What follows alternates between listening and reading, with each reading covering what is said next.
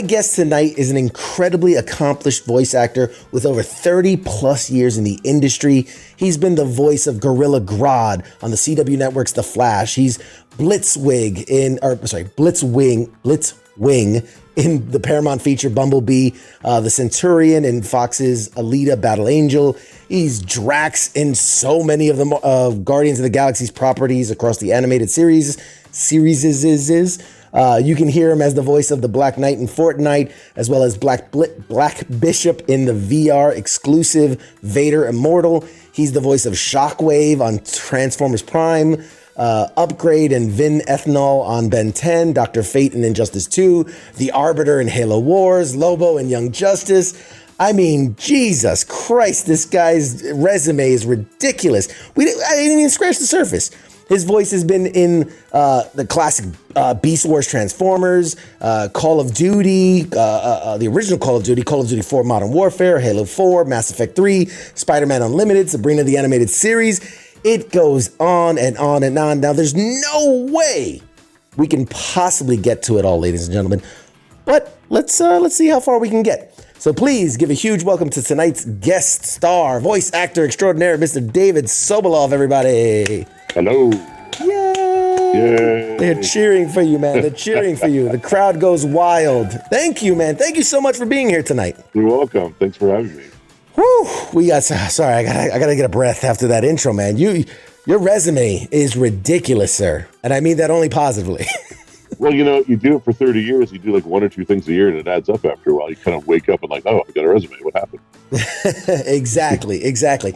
So the first thing I want to ask you is the same thing I ask all my guests, because we are military themed, affiliated. What is your, if there is any, military connection? Well, just way back in time. Supposedly, my grandfather was the first person to ever play taps at the Tomb of the Unknowns. No kidding. Back in 1920, when it first started, I believe. His name was Melvin Thurm. He was from Illinois. We've got royalty in the house. That's incredible. And my Uncle Stan was an elite assassin in World War II, and he was sent behind enemy lines to kill important people, and then they pulled him out. I'm sure there's been movies that at least alluded to him, but I don't know if he was ever in the limelight enough to be known. It was very stealth. They created a fake job for him. So this is a good story.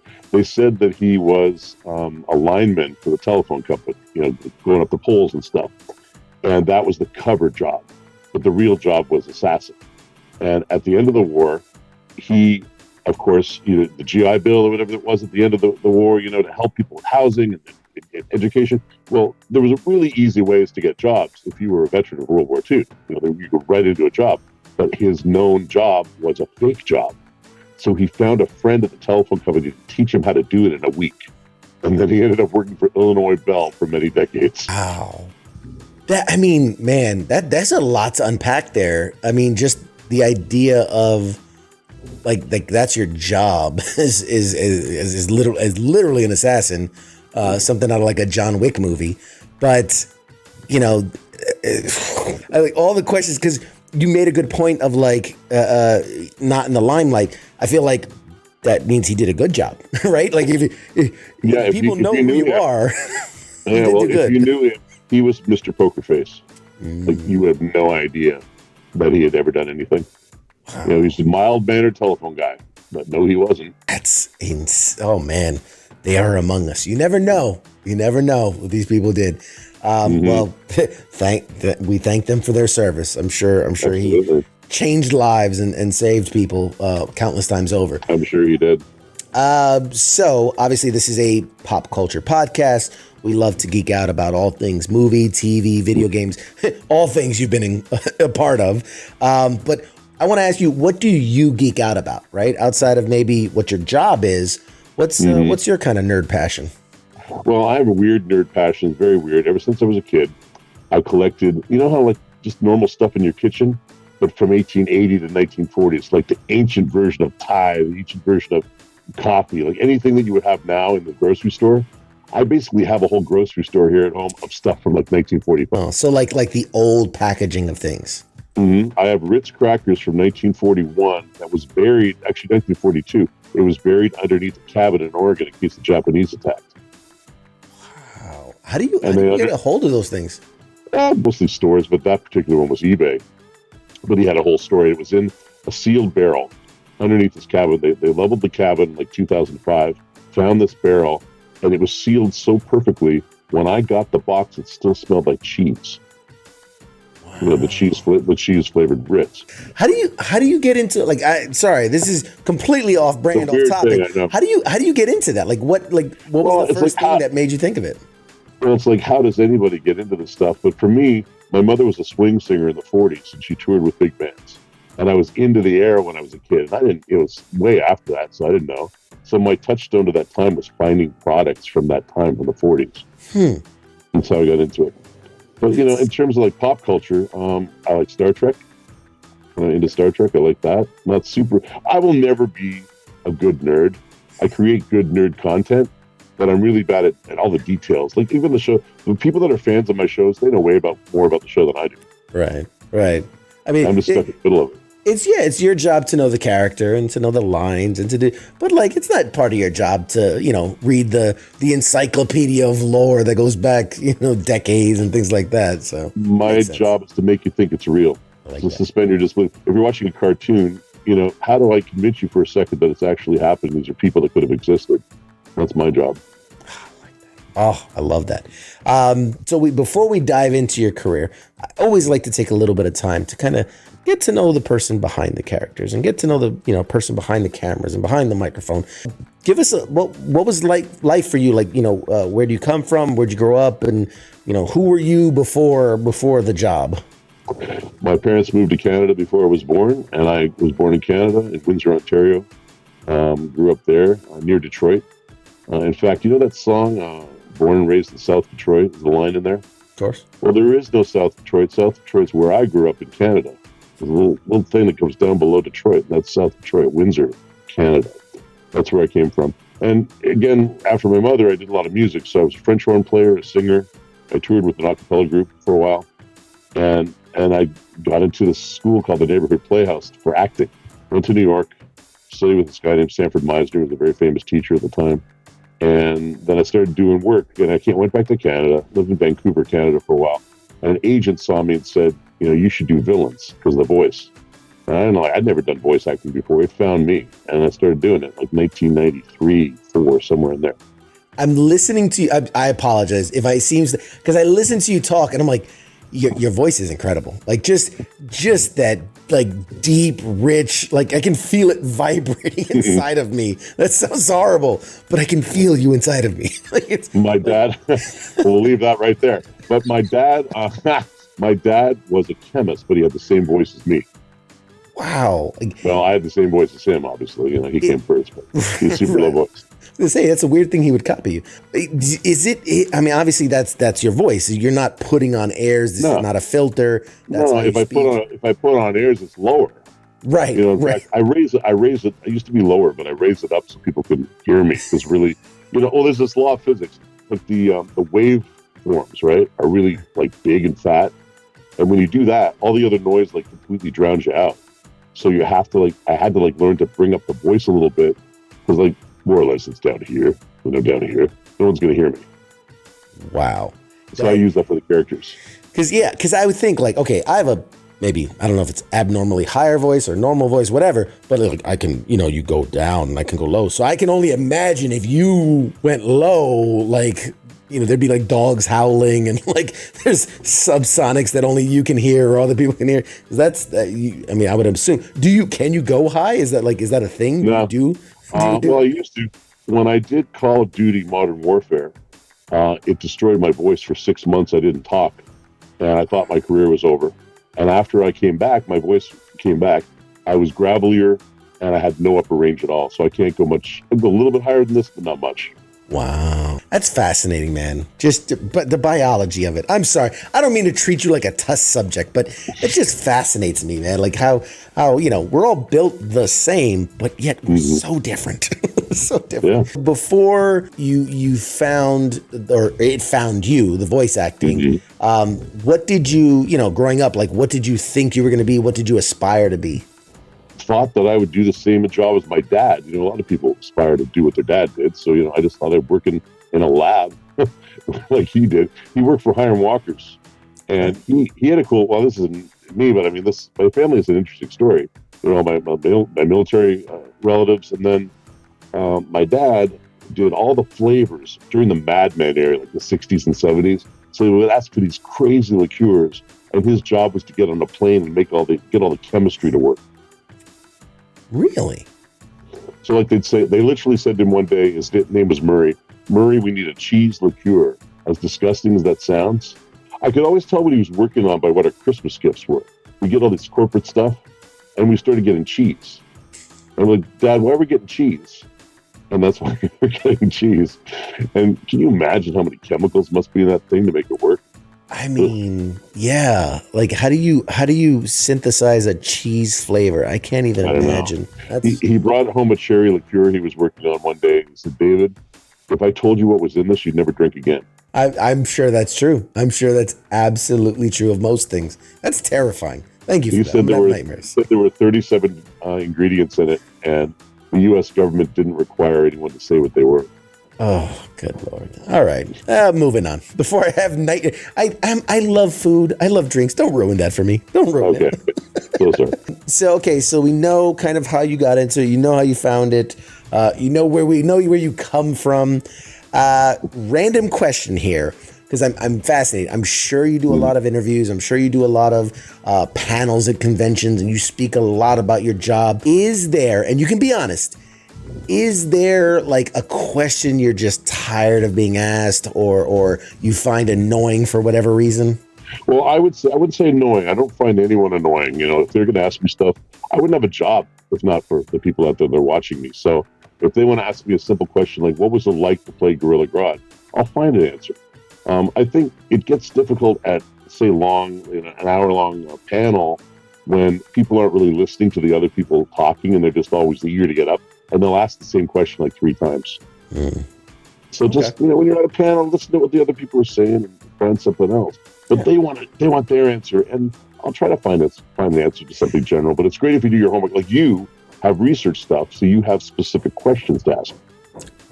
That's helpful. I try. It just, you know what it is that they heard. They just want you. They want you to tell that answer to them.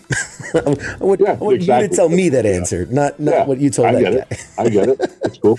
Okay, so let's dive into your career, because I mean, we don't have nearly enough time really to touch on everything. I would jump around a bit. And guys in the chats, as always, you are more than welcome to put your questions in the chats. And if I feel they were appropriate, I will read them and we will get them answered. As I was looking through your career, through the many, IMDb and voice actors this and blah, blah, blah, I saw 1996, Depth Charge, Transformers Beast Wars, which dating myself here, I was a child during that time. I would have been 12. Perfect Beast Wars Transformers age. And I loved that show. One of the earliest shows I remember having, like, at the time, good CGI, I felt like. And it was awesome to see these characters brought to life. When you're diving into something like Transformers, right, that has such a history, even at that time, even 1996, it still had a massive backstory, massive history. What does that mean to you? And I know that was maybe your second, third, fourth, whatever it was gig, to dive into such a franchise, into such a storied history. Like, what was going through your head at that time? Well, I never knew about Transformers. It wasn't my thing. So getting into that role, it was just another role, and it was a great role. And then I started to realize as the years went on how significant it was to so many people. I only did 7 episodes of Beast Wars, but people still remember what I did. That means a lot to me. And then I started getting, like, years later, I got other other Transformers roles. And now I'm in Transformers Rise of the Beast, the movie that's coming out this summer. And that's a Beast Wars-based movie. It's an homage back to Beast Wars. And I think I'm the only cast member from the TV show that's in the movie. So I don't take that lightly. I know the fans want the mantle to be passed, so to speak, the torch to be passed, and for it to be good. So I certainly did my best to honor the franchise when I did that. That's a full circle moment. I mean, I had this in my notes in that.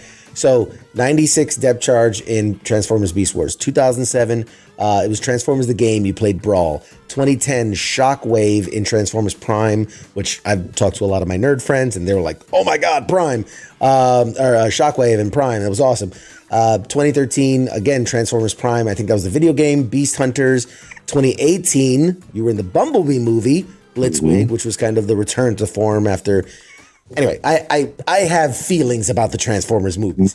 Some good, some not so good. But it was a return to form kind of for, the Bumblebee movie. Yeah. And now, like you said, to be playing, it blew my mind when I really sat down and I thought about it. And I went, wow, like to have your career, maybe not start there, but very, very nearby start in Beast Wars to then full circle all the way today, almost 30 years later, to be, obviously not the same character, but within that realm. When they reached out to you, was it like, hey, you remember in 96 when you did that thing, you want to come try out for this thing? Or was it just... Not at all. It wasn't like that at all. They just did an audition like any other movie, and I got in through my agent. Wow. There wasn't any reach out because I was in Beast Wars. It was just a whole new thing. And that's kind of what you have to do sometimes. You're playing Rhinox, iconic character. You go with what the new producers want, unless they ask you to look back. Otherwise, it's like a new thing. Right. Like it never happened. It's separate. Sure. Yeah. Well, sure. Also, you think about these famous characters, and I've been honored to end up with these DC and Marvel characters as well, like Drax and Guardians of the Galaxy. And you step into it, and like it never happened. The character doesn't know he's in a show. The character doesn't know that people watched him 30 years ago. He's just existing in the world he's in. So that's, he's again, Deadpool. That's my job. Deadpool knows everything. Yes, outside of that, and trust me, we're going to touch on the Marvel and DC stuff momentarily. But I can only imagine, right? I try to put myself in the mind of I don't know, whatever you call the casting directors and the producers, whatever. And I'm looking for someone to play a robot alien. And I can only imagine them hearing your voice, and they're like, "Well, we have very little to do with it. Like, we have very little, editing to do." I mean, do you remember what was the reaction to when you were auditioning for these Transformer roles? Well, I never get to see that. We submit the audition, and then they call me in. I just saw reaction to when I was there, but I think it went well. Stephen Capel and me got along really well, and. I did a couple roles for the film. I did Battle Trap, right, Terracon, and also Rhinox. And there might be some other surprises, but we aren't supposed to say anything yet. There's still surprises to come. Yes, I was in the hospital in Walter Reed Army Medical Center in D.C. from 2005 to 2007. When the first Transformers film was about to come out, I was in the hospital. And was it Michael Bay, right? Michael Bay was the big producer, whatever. He came to the hospital, and they had like a little general assembly. They wheeled us all together, and it was like, "Oh, cool, Michael Bay's here. That's awesome." Blah blah. And he said, making this Transformers movie. I worked a lot with the military, and we coordinated for a lot of stuff. And I appreciate what you guys do. I would love you to be my guest. We're going to do an advanced screening of Transformers before the movie came out. About 2 weeks before the movie came out, we did an advanced screening in DC, had the whole theater to ourselves. And it was such a cool thing. And I just remember, now, I was on pretty hardcore narcotics at the time. I mean, I was in and out of surgeries. But that movie blew me away. And I was just like, holy shit. Like, it's real. They're real. Like, these are, it just looked so good and it felt so good and the story was so good. Maybe after 2, 3, 4, 5, 6, and 7, they started to get the product watered down. Whatever, it is what it is. But when they announced that they were going to do a Beast Wars adaptation, again, being a kid, that was my jam. I got super excited, and I was like, oh my God, I will be there day one. So I'm very excited to hear. Are you able to do what does Rhinox sound like? Is a sample? I'm not able to. No, they don't allow me to do that. Wow. Not until it opens.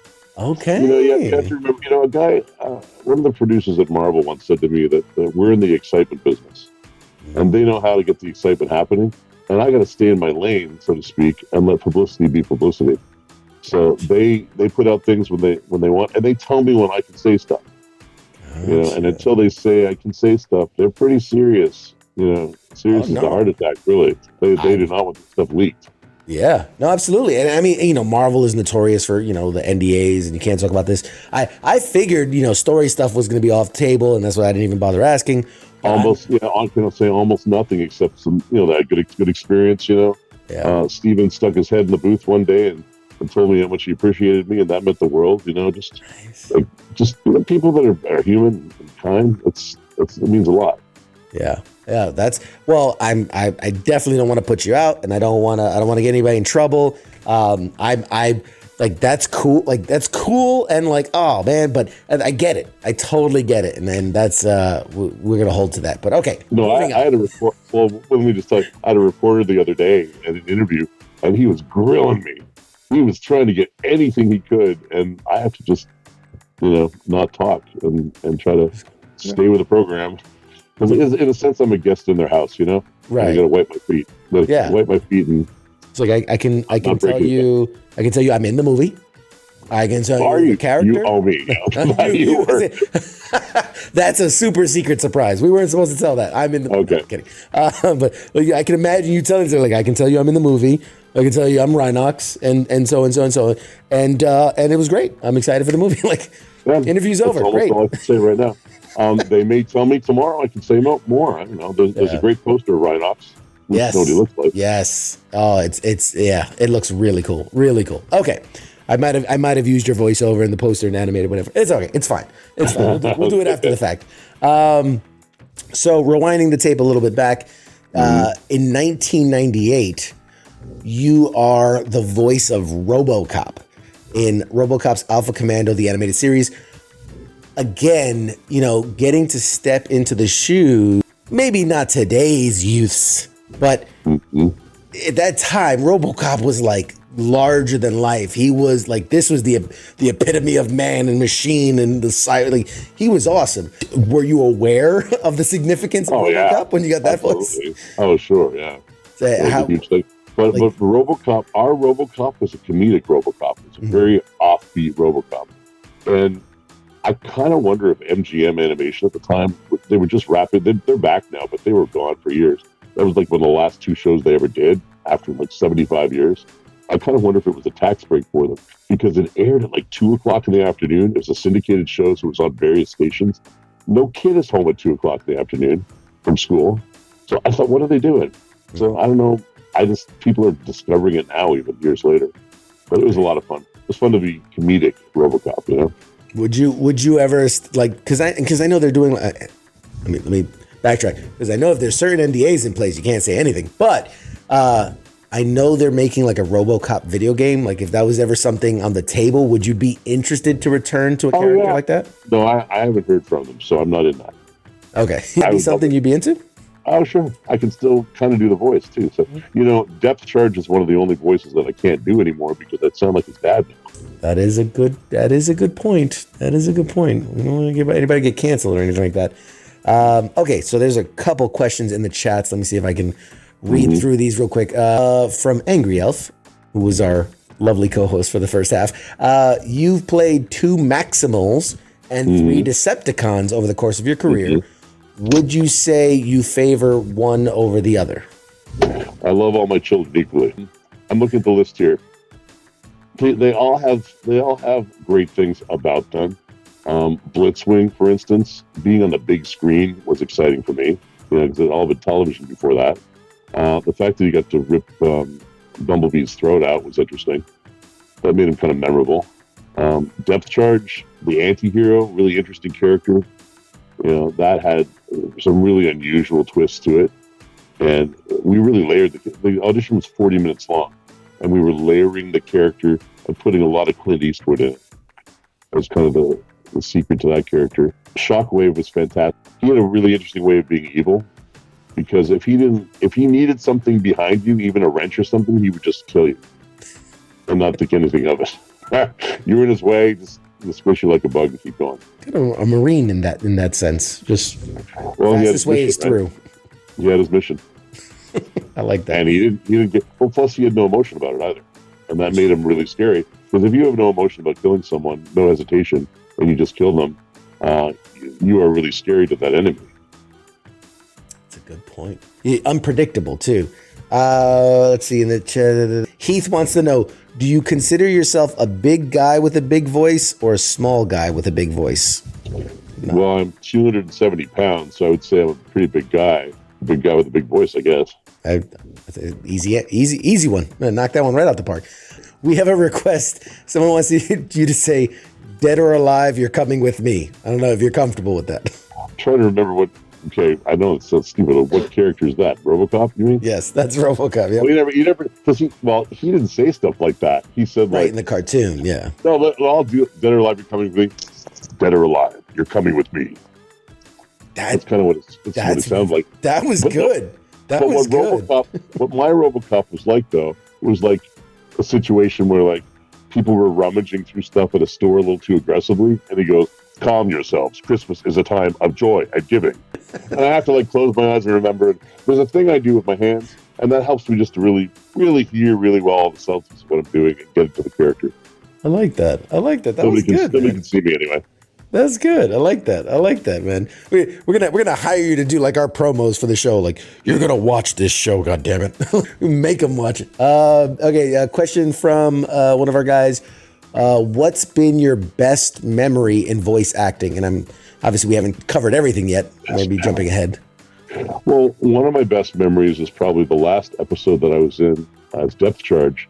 Sue Blue, our director, who I'm going to be seeing this summer. It's great to see her again in England for a fan convention. She was such a performer. She acted the scene with you. Very few directors do that. It sounds like it would be a horrible day, but it was an interesting day. They handed me the script, and then I found out my character was going to die that day. So dying with no notice was kind of interesting. That's definitely memorable. Okay.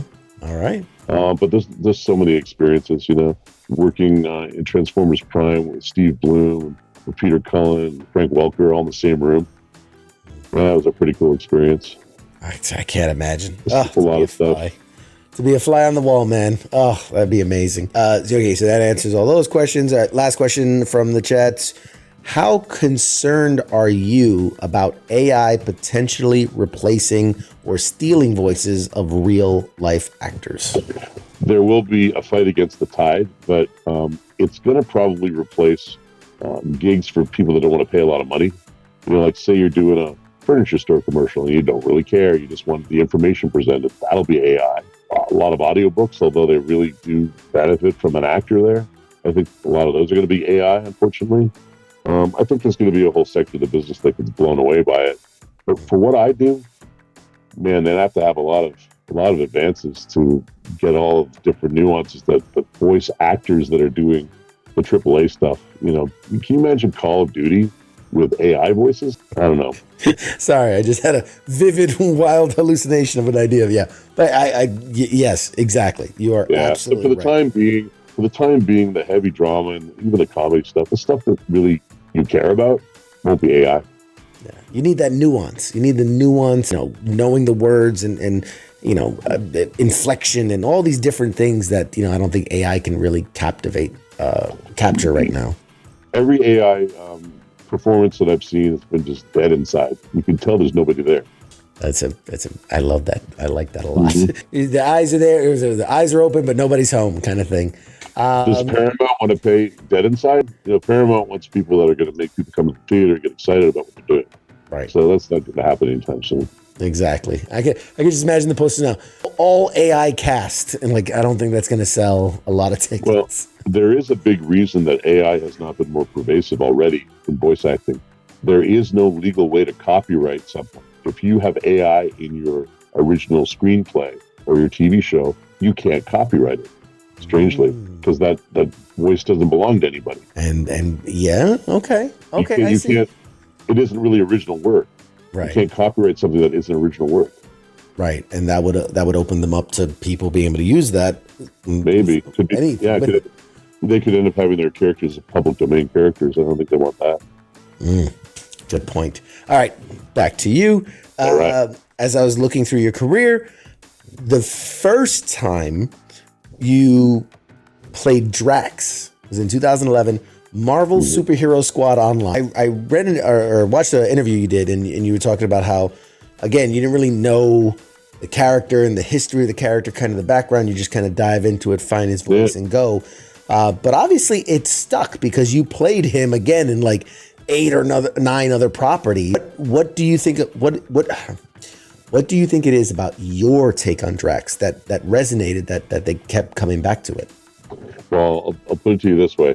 I literally was so into the character, I didn't know that it was a comedy until the end of the first season of the animated series. I'm like, oh yeah, right. This is a comedy. Okay. I was playing it so straight that maybe it worked because of that, because I was just very dedicated to it. I didn't really think about what it was. I was just trying to be him. Plus, we didn't have anybody to compare. There was no Dave Bautista cast on the role. I was cast way before him. Right. So we had our own way of doing it, but they guided us as to what they wanted it to be. You ever think Dave Bautista saw some of your animation and was like, oh, maybe I'll model him no after way. me? He did what I do with voice acting. He just jumped in and made it his own. Nice. And I mean, so people that can understand, like, Sure. Superhero on the SWAT Online, Ultimate Spider-Man, Marvel Heroes, Avengers Assemble, Hulk and the Agents of Smash, even in the Lego universe, your Lego Marvel superheroes, the Disney Infinity, the Guardians of the Galaxy game, Marvel's Avengers Academy. I mean, over and over and over, they came back to your voice and your style, your unique characterization of Drax. I mean, that says something in an industry where, you can be replaced, right? Other people, because it's not visual in the sense, it's just a voice. You could have other people, and I've seen a lot of these. I'm such a nerd. I've seen a lot of these Marvel properties, so you get used to other sounding characters. I'm a huge Spider-Man fan. I've had to get used to seeing him look different. I've had to used to get him sounding different across different media.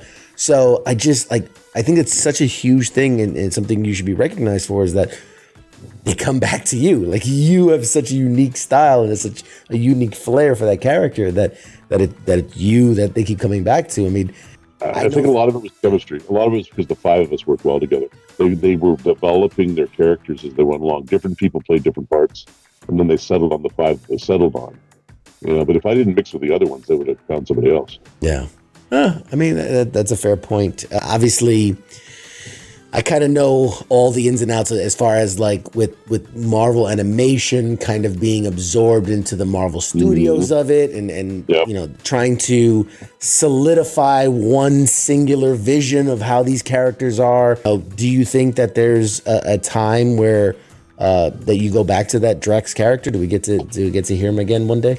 Well, luckily the series, because the new movie's coming out, Guardians of the Galaxy 3, they're showing the animated series a lot more now.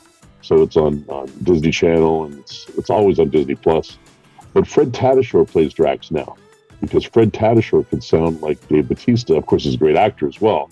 But they want characters that are very closely associated with the movie. They either want the original celebrities now. This is since the studio took over.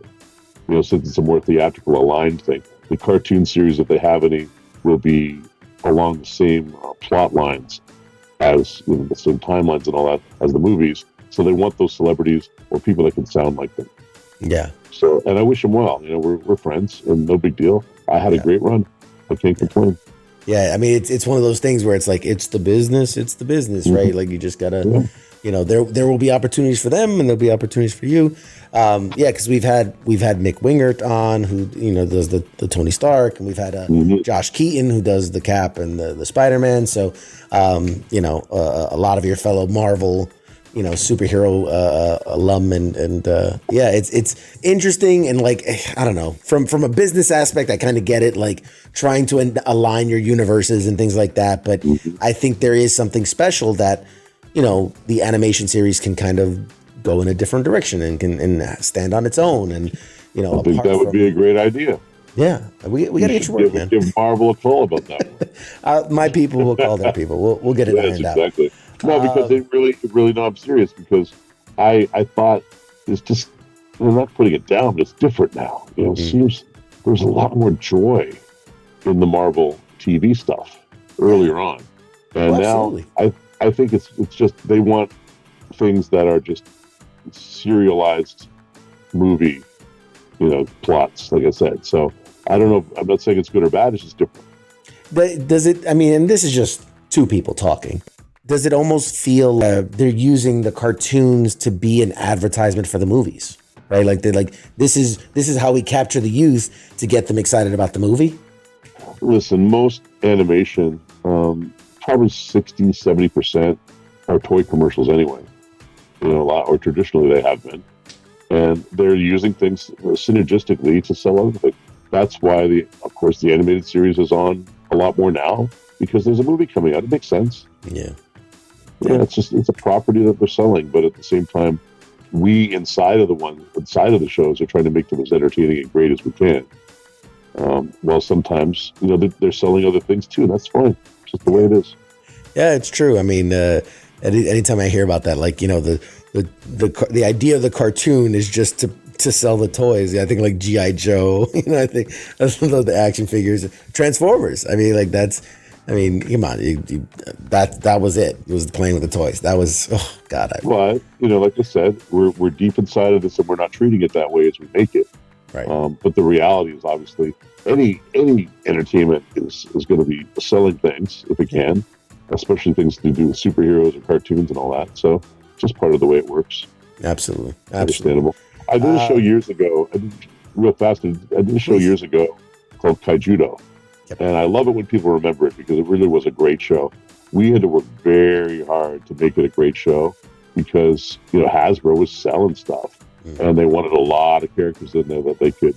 They had a card game. It didn't really work out, but it was a Kaijudo card game at the time, and they infused a lot of characters in there to make sure they had screen time. But we still told the story. That's awesome. I mean, I don't know, not to tie it into like the military or anything, but it comes to this idea of like, leadership has this idea and this is what we're going to do. But it's you guys, the ground troops, the people on the ground that like are fighting the battles every day, and just like, we're here to do a job, and we're going to complete our mission. And regardless of what, the top says, we're going to do what we got to do. So I can respect that, just getting in the trenches and doing the best job you can.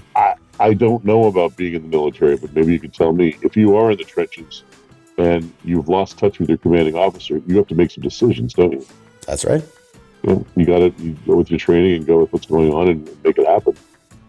But I wouldn't, this isn't what we're talking about, but I've had people in the military stuff I've done try to compare me to people in the military. I'm like, no.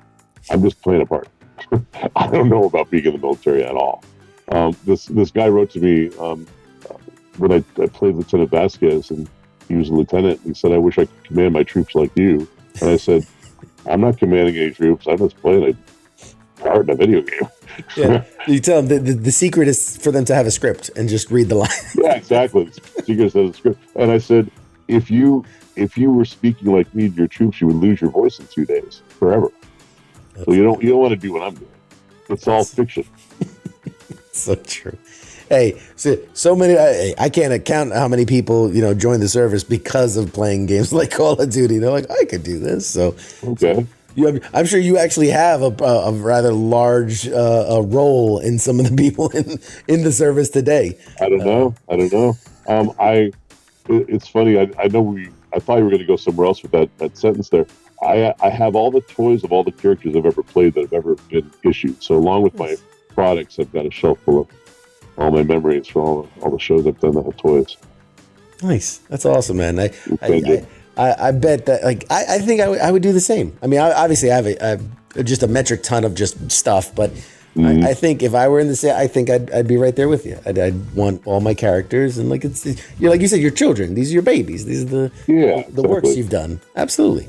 And speaking of those, again, there's a number of characters, like you've done a wide range of characters, but there are a few that I see as I look through your kind of your resume, your discography.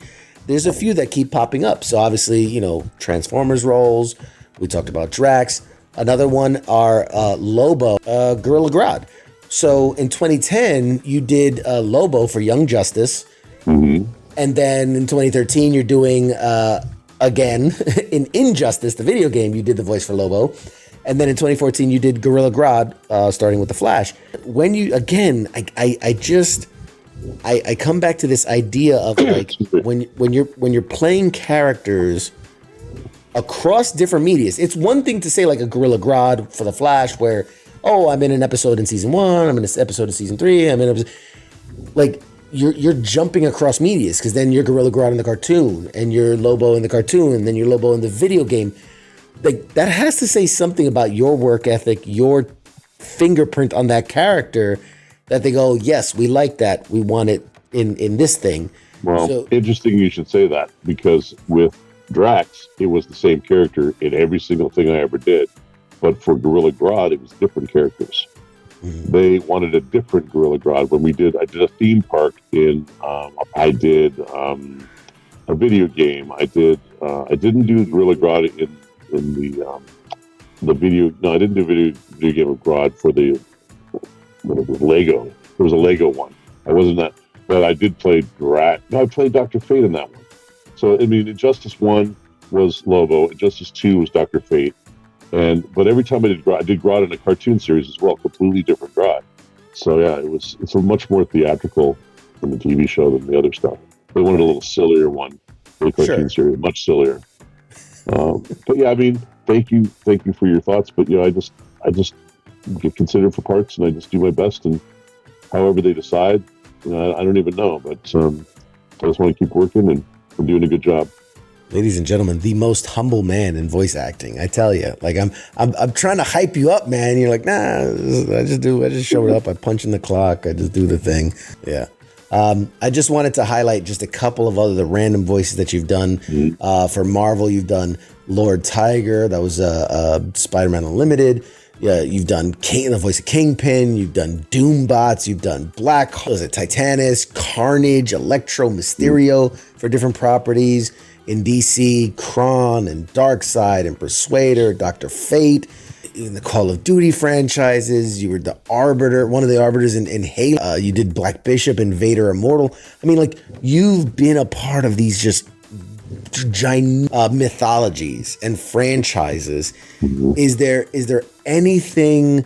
Funny enough, we had a very similar question. You've played you've played numerous characters from multiple franchises. If you could pick any franchise to work in, which would it be? And do you have a character that you would like to voice? I would like to voice Batman at some point, if it comes to that. I could hear that. I could hear it. Yeah. If that comes to me someday, I wouldn't complain. Do you think, and again, not knowing you personally, I think you have an incredible Batman voice, because it's so intimidating. Would you play Bruce Wayne differently? Would you approach his voice differently, or would you just leave it? I tend to confuse. In a character like that, I find their sadness, and I add the sadness to the anger, and it becomes a very interesting combination. So that's what I would do with him. And I would also find moments where the sadness bubbled up into rage and use that too. But it would also be what the producers wanted. Right. Be very collaborative. I like that.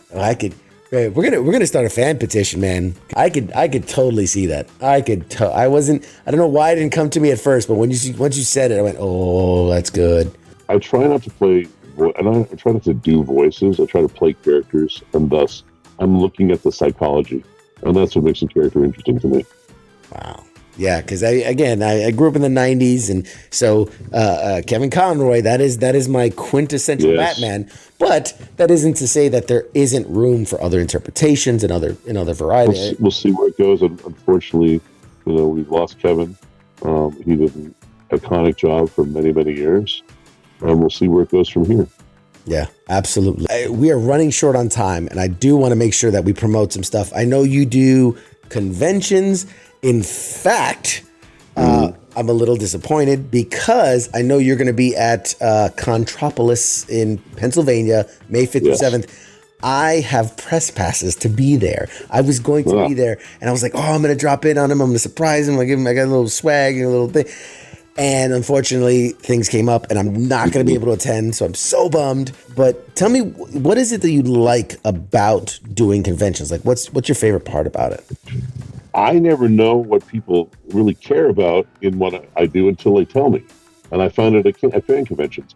And I get the stories and how what I did years ago may have affected their lives. And that's interesting. Sometimes very heartbreaking, to be honest.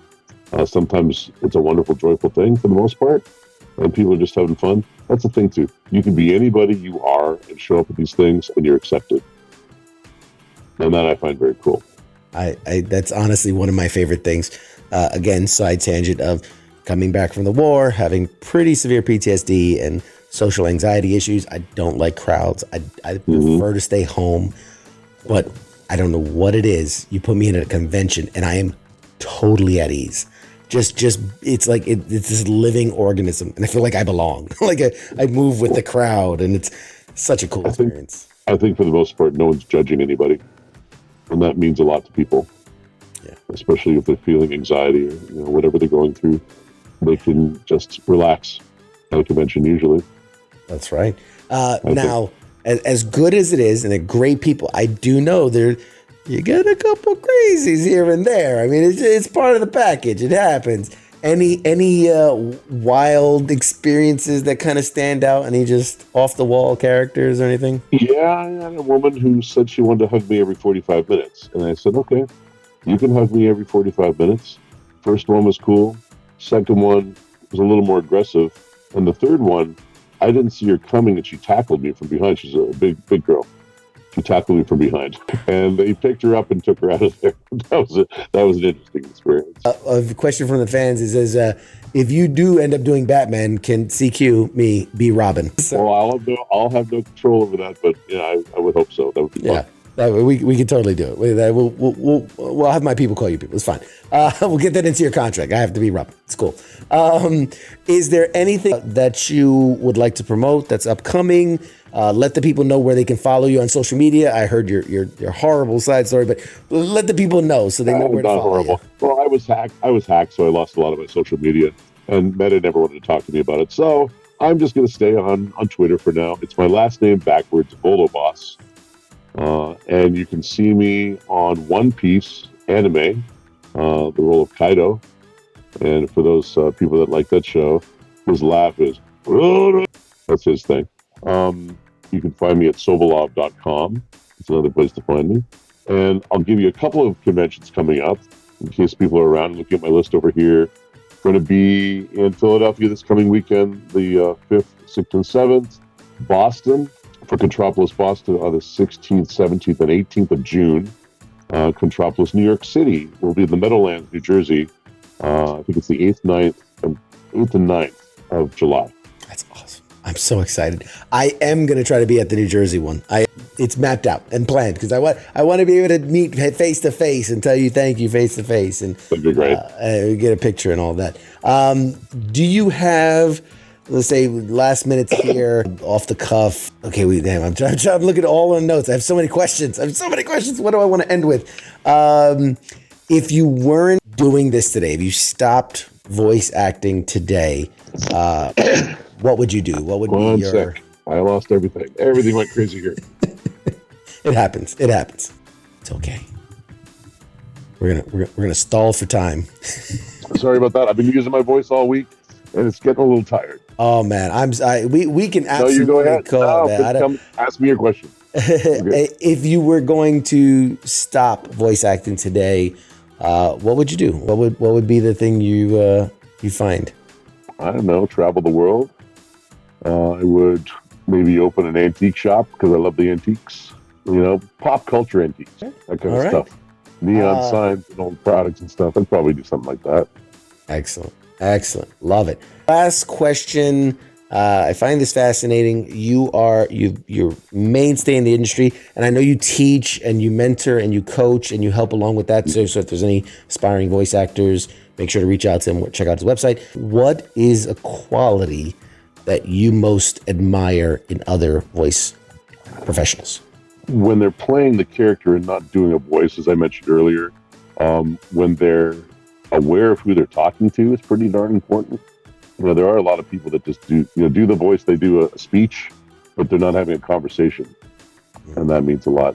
And I studied with this character. I studied with this teacher named Sanford Meisner, and he said acting is living truthfully under given imaginary circumstances. So you put yourself in those circumstances and just have a sense of play. And here's another thing too. If I'm having fun, you're having fun. That's kind of a general principle in doing this work. That's outstanding. You can tell when somebody's phoning in from Toledo. Yeah, like this is the difference between I'm reading the lines or I'm living through this character. I am experiencing what he is experiencing in the moment. Such a big difference. David, this has been an absolute phenomenal conversation. Again, we couldn't cover nearly a quarter of your incredible career. You are a friend of the show forever. I'd love to have you back in the future down the line when we can talk about I was gonna say Beast Wars.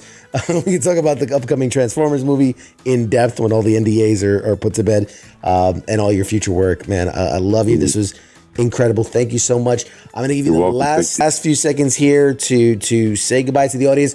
There's someone in the audience is saying, "Can we hear you say I'm Batman?" If you want to sign off with that. Okay, sure. I'm Batman. Chills. But I'm not Batman yet. Not yet, but we're gonna Someday, put that, and we're gonna put a fan petition together. But I'll give you the last few seconds here to say goodbye to the audience, and then we'll toss it to a break. All right. Thank you, everybody. Have a great day, great week, great month, great life. I'll see you again soon, I hope. All right, guys. We'll see you back right after the break. Shots.